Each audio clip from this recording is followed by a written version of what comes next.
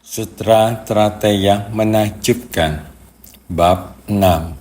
Memberikan peramalan.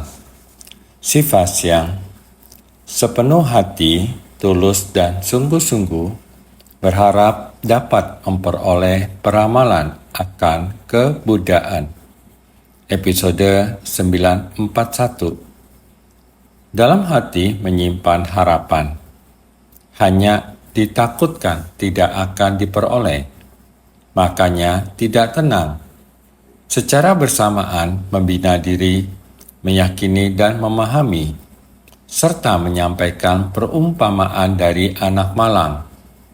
Sepenuh hati, tulus, sungguh-sungguh dan penuh hormat, berharap dapat memperoleh peramalan akan kebudayaan.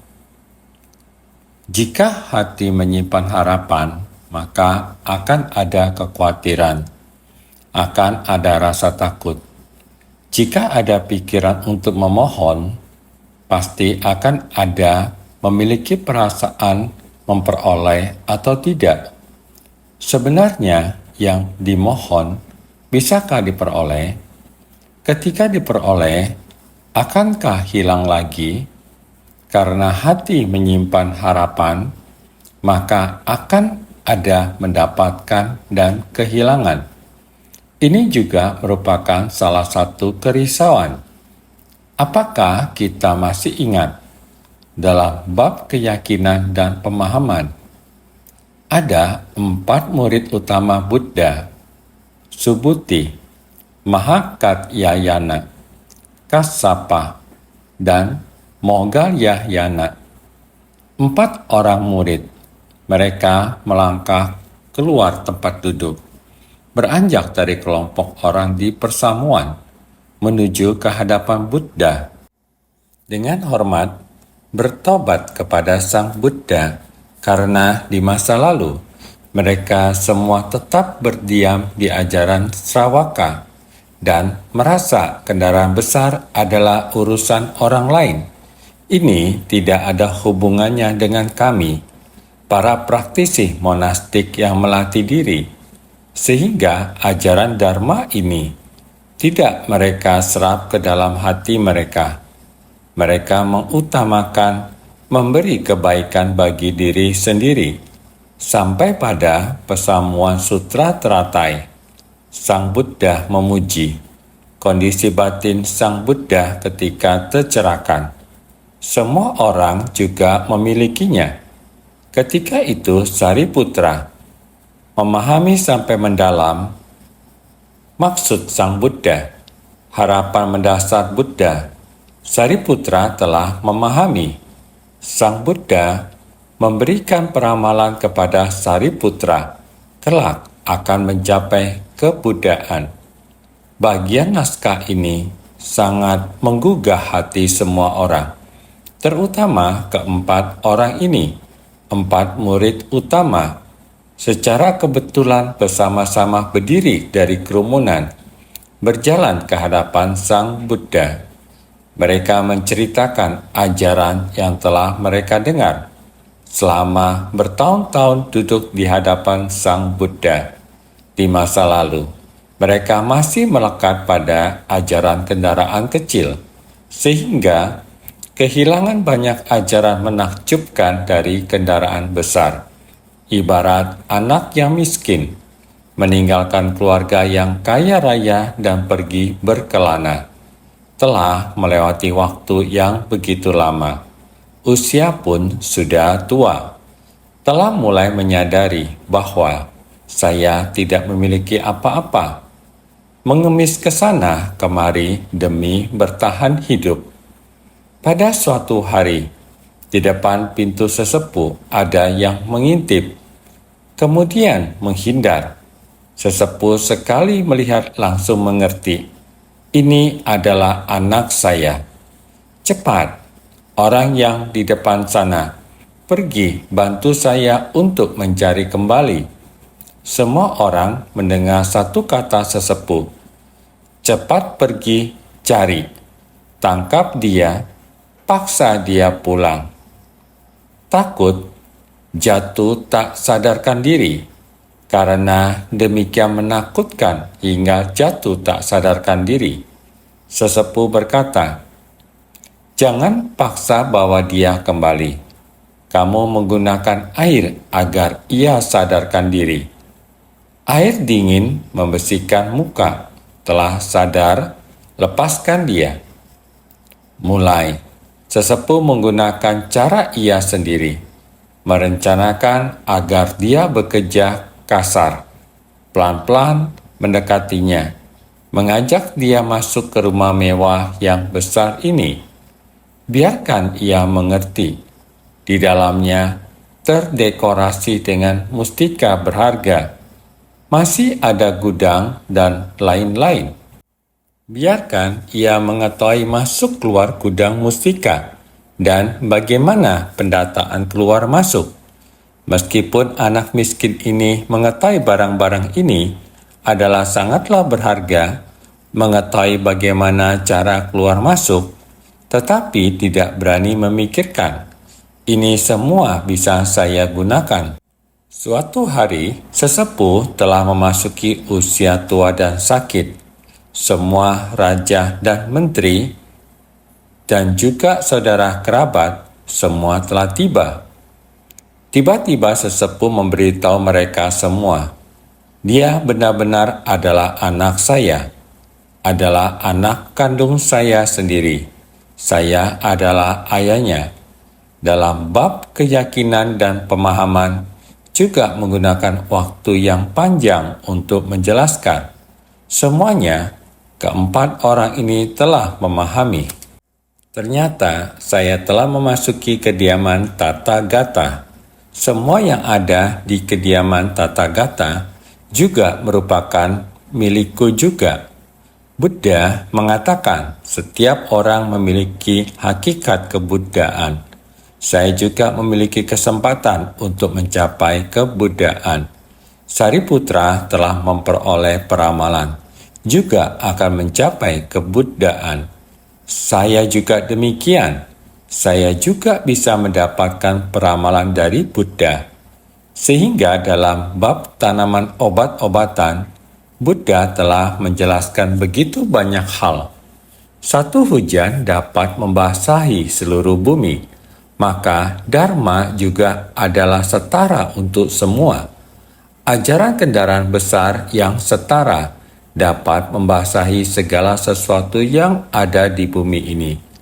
Apabila kita dapat menerima Dharma, setiap orang memiliki hakikat kebuddhaan.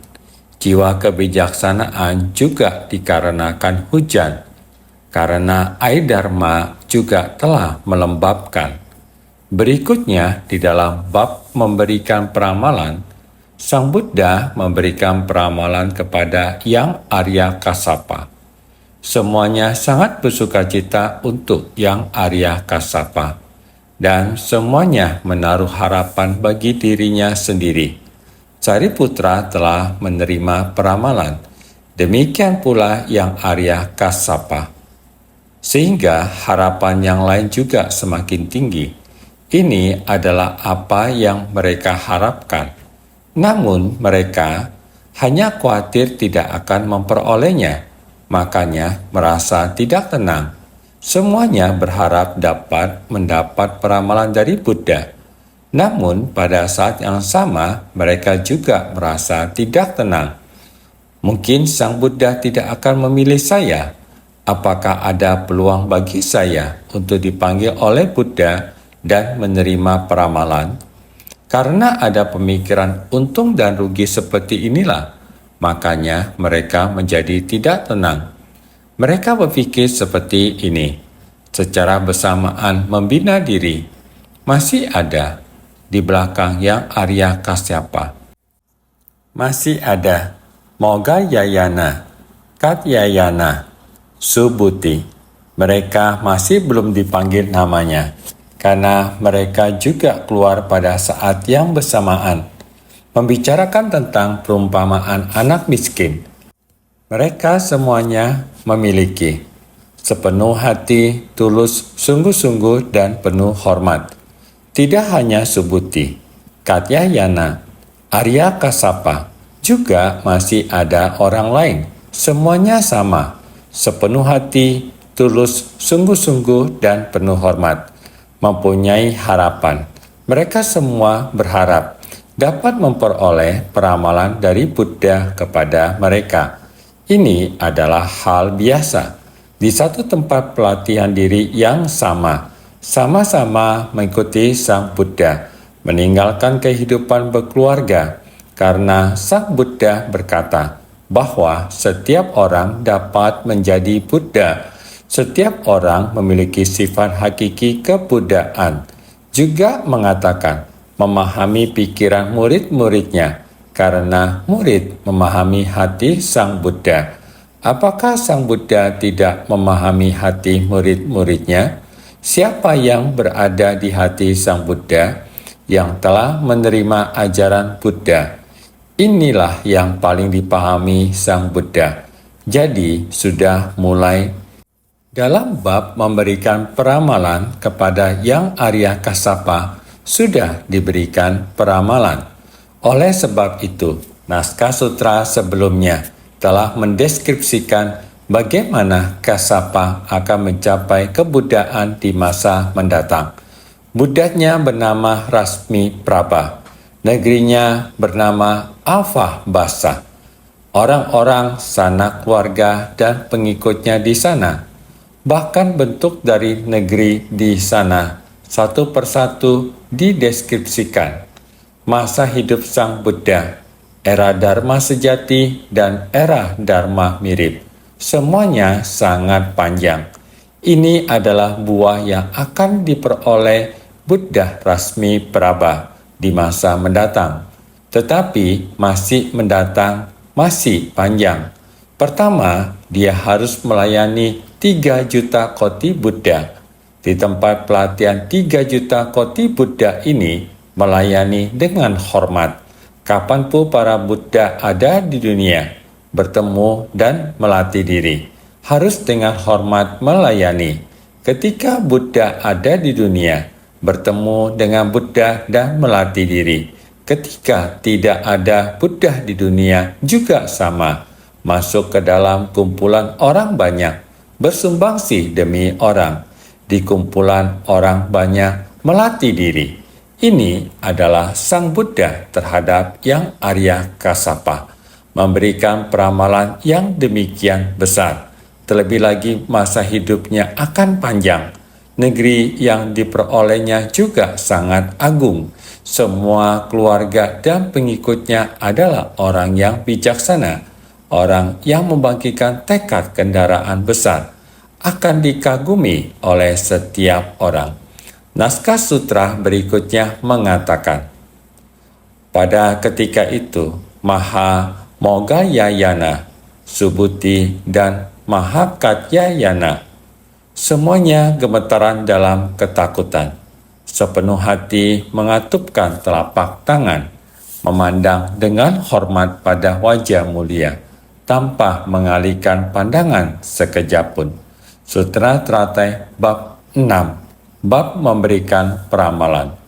Pada saat itu, Moggayayana, Subhuti, dan Mahakatyayana, saya masih ingat pada saat itu menemui Sang Buddha di saat bersamaan dengan Yang Arya Kassapa. Perumpamaan anak miskin menunjukkan pemahaman mereka terhadap Dharma.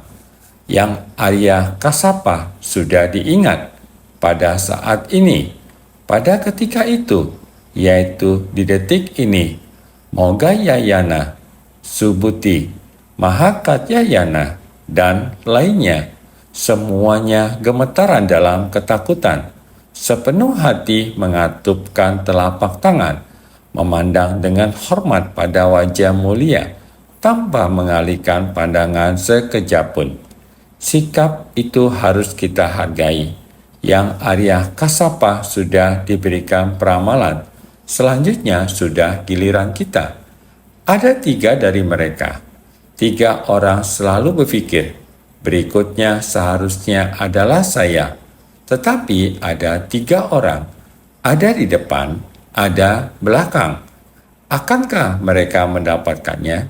Jadi hati pun menjadi panik. Maha Mogayayana, ini diterjemahkan sebagai pemetik kacang, adalah nama keluarganya. Dikarenakan leluhurnya memperoleh keturunan setelah berdoa kepada dewa pohon. Jadi, Mogayayana ini diterjemahkan ke dalam bahasa Mandarin kita, artinya pemetik kacang, adalah nama keluarganya, dikarenakan leluhurnya berdoa kepada dewa pohon. Setelahnya baru dikaruniai keturunan.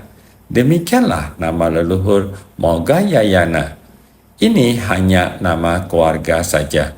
Dia di antara murid Buddha adalah terunggul dalam kekuatan gaib. Suatu ketika Sang Buddha berada di sekitar danau Anawatapta. Suatu hari karena bertepatan bulan purnama dalam kurung catatan 1, yaitu hari ke-15 bulan lunar, hari bulan purnama. Sang Buddha ingin membabarkan sila kepada murid-muridnya.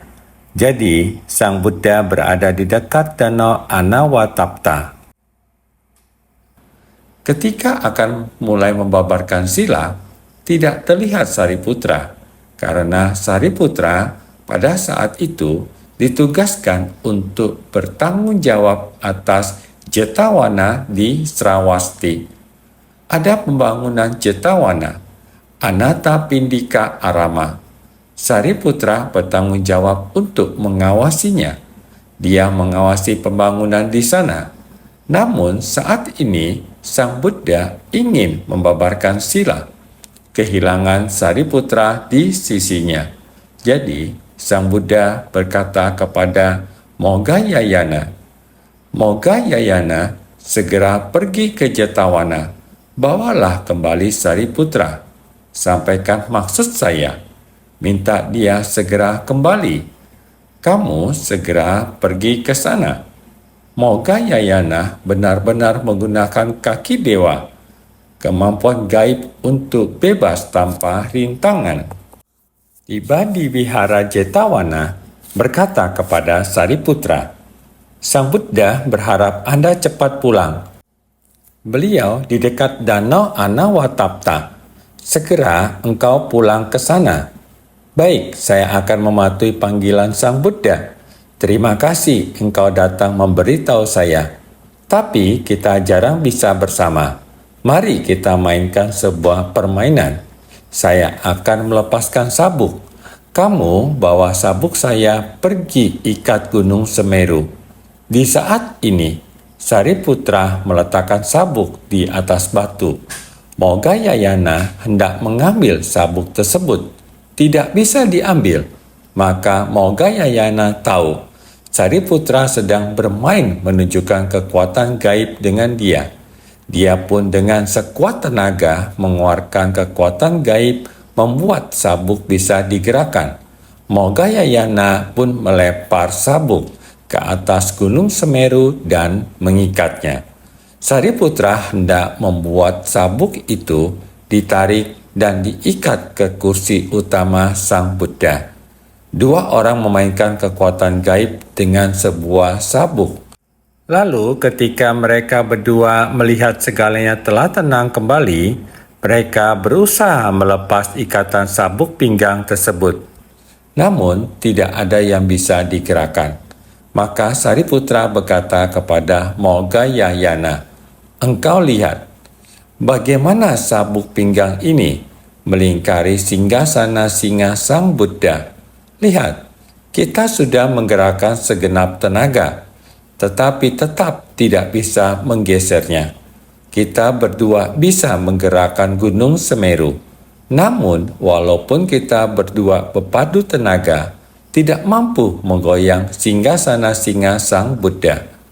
Oleh karena itu, kita harus memahami bahwa puluhan ribu kebajikan Sang Buddha, kebajikan yang dimiliki Sang Buddha, puluhan ribu kebajikan, dan puluhan ribu kemampuan.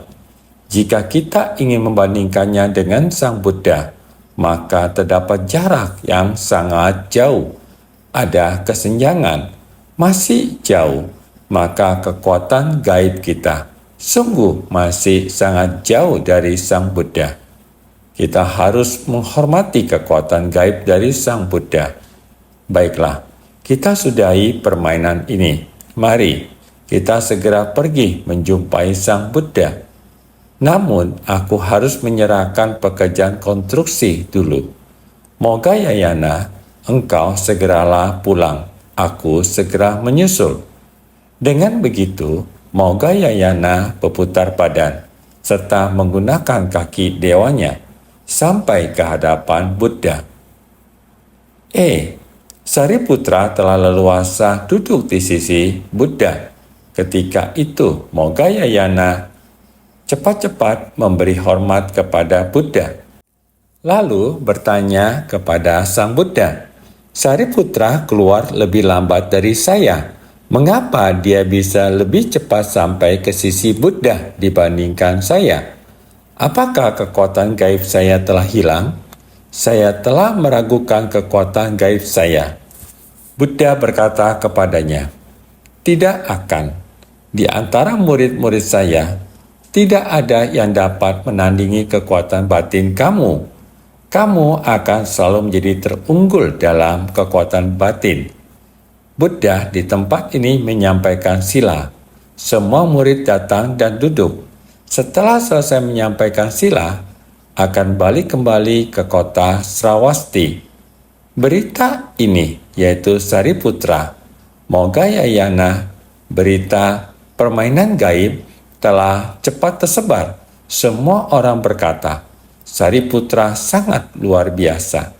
Tidak hanya murid Buddha yang kebijaksanaan paling unggul. Sekarang, Mogayayana telah kalah dari Sariputra. Kekuatan gaib dari Sariputra dibandingkan dengan Mogayayana adalah lebih, tidak ada kurang. Kabar ini tetap saja tersebar luas. Mogayayana mendengar tentang hal ini. Batinnya bukan hanya tidak terpengaruh, desas-desus ini tidak membuat dia merasa tidak senang. Sebaliknya, dia sangat sukacita. Kita dari kecil sampai dewasa saling menghormati dan menyayangi. Memuji Sariputra seperti juga memuji saya. Saya juga senang. Sariputra mengetahuinya, kemudian berkata kepada Sang Buddha, "Buddha, tidak adil karena saya hanya dengan dia bermain satu permainan gaib saja. Mogayayana sengaja mengalah kepada saya. Saya memahami Mogayayana. Dia menghormati saya. Dia mengalah kepada saya. Setiap orang demikian mengkritik. Tidak adil." Buddha berharap Buddha dapat menggunakan metode terampil untuk berceramah agar semua orang terhadap Mogayayana kembali menghormatinya sebagai yang terunggul dalam kekuatan gaib. Buddha itu adalah sangat bersukacita karena dua orang murid ini saling menghormati, saling mendukung keberhasilan. Sehingga pada suatu saat Buddha memaparkan sutra. Tiba-tiba timbul gagasan. Lalu berkata kepada Mogayayana, "Mari, begitu banyak pendengar di sini. Bisakah kamu menampakkan satu kekuatan gaib?" Sehingga dia menampakkan kaki dewa. Satu kaki berpijak pada tempat semula, satu kaki melangkah melewati gunung Semeru sampai ke alam surga Brahma. Mendengar suara dari alam surga Brahma, semua orang sangat bergetar jiwanya. Ternyata tidak mengecewakan kekuatan gaib terunggul Mogayayana. Sebenarnya melatih diri seperti hati anak kecil. Kembali seperti hati anak kecil. Mereka berpikir, mari bermain, tidak terpikirkan menimbulkan pertikaian orang. Untung saja Buddha mengembalikan Mogayayana terunggul dalam kekuatan gaib. Sebenarnya batin mereka tidak ada yang dikhawatirkan. Melatih diri harus demikian. Keberhasilan orang lain adalah keberhasilan kita juga. Apalagi teman baik mendapatkan pujian dari orang-orang, kita juga harus bersukacita. Teman baik juga harus mendukung keberhasilan teman baik, mengembalikan nama baik teman baik antara guru dan murid. Pertemanan sesama juga benar-benar membuat orang terharu, sehingga kita senantiasa lebih bersungguh hati.